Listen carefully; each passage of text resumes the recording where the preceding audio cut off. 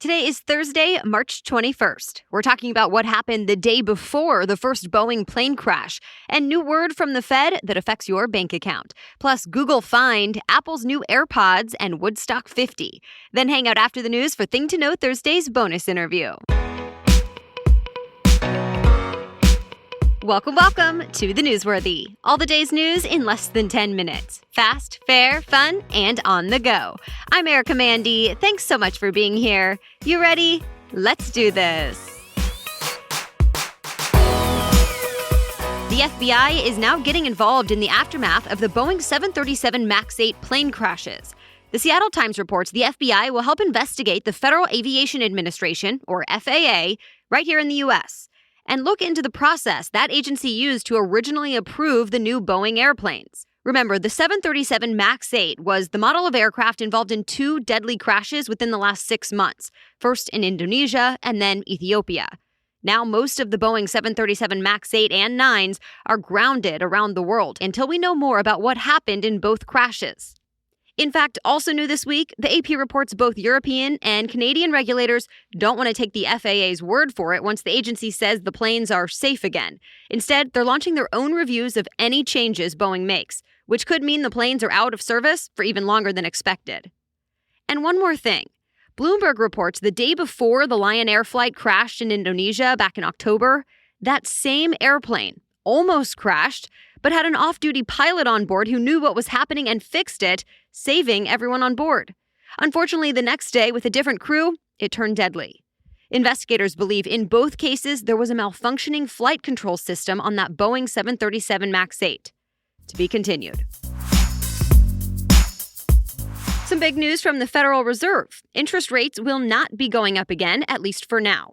USA Today reports the Fed does not plan to raise the interest rate this year because of the slowing economy. Remember, the higher the rate, the more expensive it is to borrow money for things like cars, home mortgages, and credit cards, although it tends to be good for savers. The interest rate staying the same was welcomed news on Wall Street, but the Fed says it will likely raise the key rate next year at least once. The UK is set to leave the EU in 8 days, but how or even if it'll happen is still a big question mark.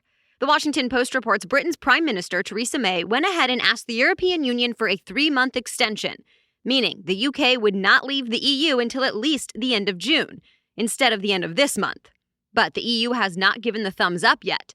The AP says the European Union will only approve the deadline extension if the UK Parliament approves a Brexit deal by next week. Remember, Parliament has already rejected a divorce deal twice now. So if it's not approved again, the UK may still have to leave the EU on March 29th with no deal, or they might not leave at all. By the way, it's been nearly 3 years since Britain first voted to leave the European Union. Speaking of the EU, it's now fining Google for antitrust again, this time for $1.7 billion. A watchdog says Google blocked rival search engines from advertising on third-party websites, and the EU says this went on for 10 years. This is now the third time the European Union has fined the tech giant. In total, they've asked Google for $9 billion. CNN says Google was fined once for pushing its own apps on smartphone users, and another time for steering customers to its own shopping platform. Google said it's making changes to address the EU's concerns. But this might not be over. The EU says complaints keep coming in, so Google might face some more investigations. Peloton is now facing a $150 million lawsuit. That's the company that makes the interactive stationary spin bikes. While the Wall Street Journal reports Peloton allegedly used 1,000 songs without artists' permission. The company streams live spinning classes with music, and some of those videos, at least according to the lawsuit, used music from popular artists like Bruno Mars, Lady Gaga, and Drake. Right now, Peloton says it respects songwriters and artists and is evaluating the complaint. So usually we take a quick break for a sponsor right here, but today, here's just a quick reminder that you can now become a Newsworthy Insider. It takes my very small team and I a lot more than 10 minutes to create this show for you each day, and we love it. We love keeping you informed, but we can't do it alone. For the cost of just one latte a month, you'll be supporting the show, making sure we're here to stay, and you'll get some Newsworthy swag. Plus, you'll be the first to know about giveaways, meetups, and more.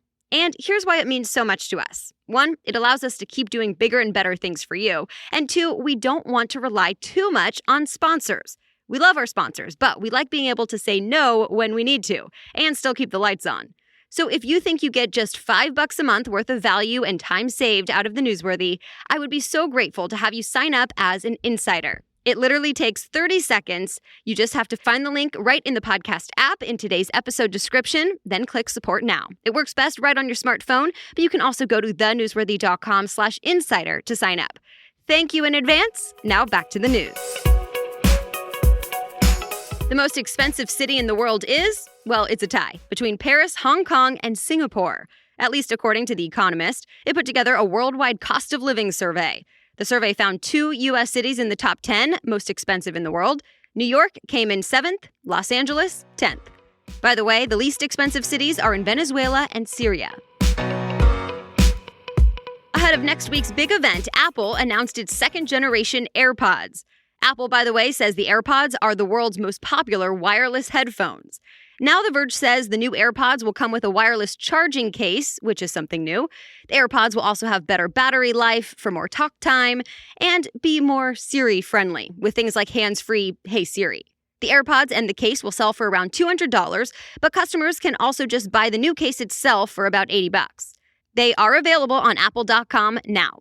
Oh, and earlier this week, Apple also announced new iPads and an iMac refresh, and expect even more things to come out next Monday at Apple's big planned event. Stay tuned. Google is doing something for the very first time, creating its first AI-powered Doodle. If you don't know, the Doodle is that Google logo on the homepage that changes every day. Engadget says the new artificial intelligence Doodle looks like a piano, and users will be able to make a song on it. Once they click the Harmonize button, the machine will play their song like it was composed by Bach. And this is all in honor of composer Johann Bach's birthday. The Doodle is set to be up today and tomorrow. It's been 50 years since Woodstock, and for the anniversary, a concert series is now in the works. The 3-day festival will be in August in upstate New York. NBC News says Jay-Z, Dead & Company, which consists of former Grateful Dead members, and The Killers are headlining it. Miley Cyrus, Chance the Rapper, Imagine Dragons, and many more will also be performing. The theme of the festival is peace, love, and music. Woodstock 50 is about 100 miles northwest of the original Woodstock site. Tickets go on sale April 22nd. Happy Purim! The celebration of the Jewish holiday started last night at sundown and continues through today. Purim is a fun holiday where people dress up in costumes and eat traditional foods. It ends at sundown tonight. For the first time ever, scientists found a bird fossil with an egg in it. It was found in China. National Geographic says the bird died there more than 1 million years ago, and so did the egg inside, but the fossil was in great shape. Scientists say the new discovery could tell them more about reproductive problems in ancient birds. And Fox News says the bird is now part of a newly described species that likely lived alongside dinosaurs. That's it for the main news today, but it's now time for Thing to Know Thursday, where a different expert explains a different thing to know only on Thursdays after the news. Today we have a fun and hopefully useful topic for you. Since yesterday was the first official day of spring, we are talking all about spring cleaning. From how to overcome overwhelm, to finding time to do the cleaning, and even the good and the bad of Marie Kondo's method. My guest today is best known as Clean Mama. She's a cleaning and homekeeping expert, business owner, and author who's been featured pretty much everywhere you might talk about this, from Better Homes and Gardens to Oprah Magazine to The Washington Post. She's all about taking mundane tasks of cleaning and organizing and trying to make them more manageable and even a little fun. So here's my conversation with Becky Rapinchuk, aka Clean Mama. Hi, Becky. Thanks so much for coming on the Newsworthy. Hi, Erica. Thanks for having me. Okay, so I first want to talk about this concept of spring cleaning. Is now actually a good time to be thinking about organizing and cleaning our home? And why is spring cleaning a thing in the first place?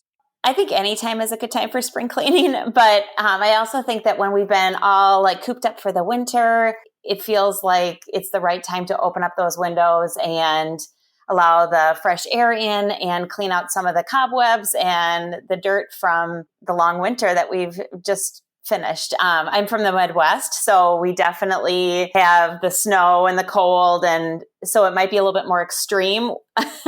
And those feelings of having to spring clean might be a little more extreme than it might be if someone lived on one of the coasts and they didn't have those 4 seasons. So I want to dive into some of the challenges most people face when it comes to cleaning or even organizing their homes. Why can it feel so hard and so overwhelming?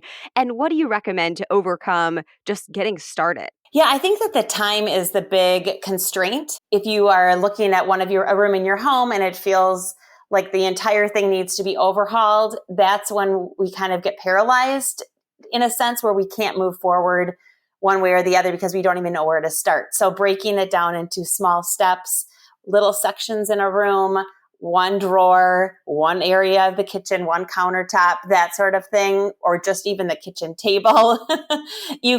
It's much easier than trying to do it all at once and dump all of your belongings in one space and try to go through that. And then all of a sudden you have to go and do something else and you're left with this big monster mess that you have to try to figure out when to clean it up.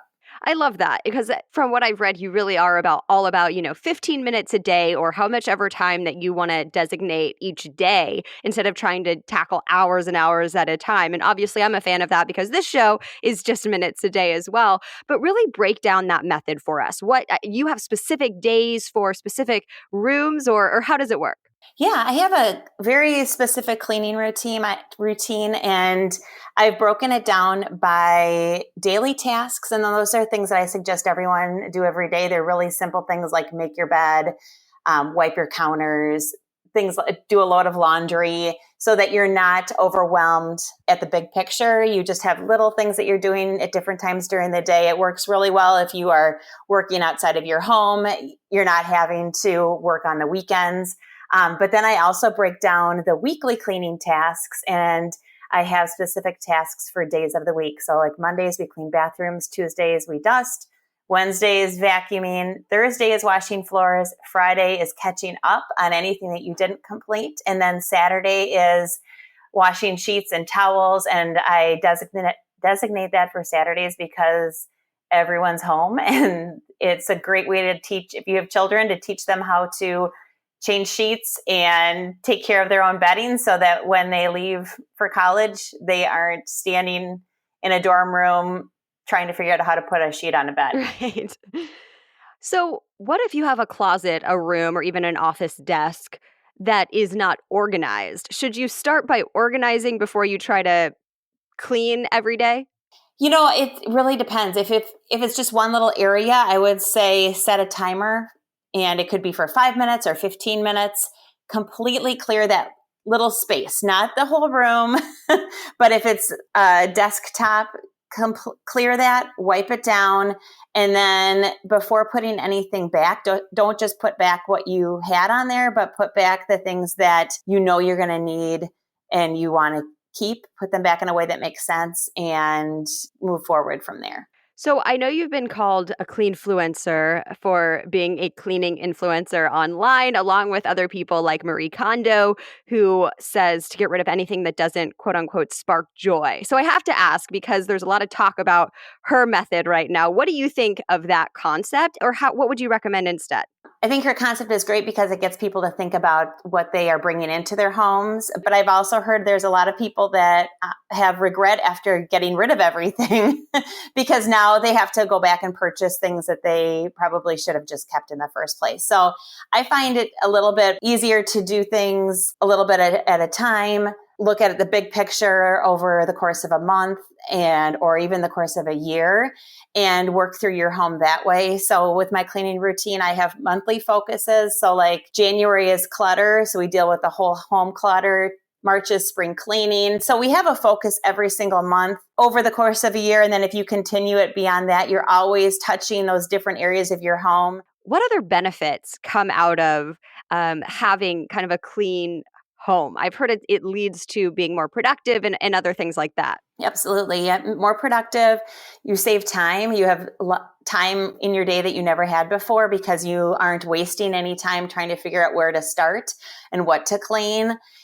People are telling me how they have their weekends back because they're not cleaning all weekend long, trying to catch up from the disaster of the week. And just that mental state of feeling more comfortable in your space, loving your home, loving your belongings, and being okay with everything and not having to always be cleaning. And if you want more from her, her latest book came out this month called Clean Mama's Guide to a Healthy Home. You'll find that link and much more in today's show notes, along with more about all the stories we talked about in this episode. As always, just go to thenewsworthy.com, click episodes, and look for today's date. Thank you so much for listening. The Newsworthy is here for you by 4 in the morning every weekday. We'll chat again tomorrow. Have a great day.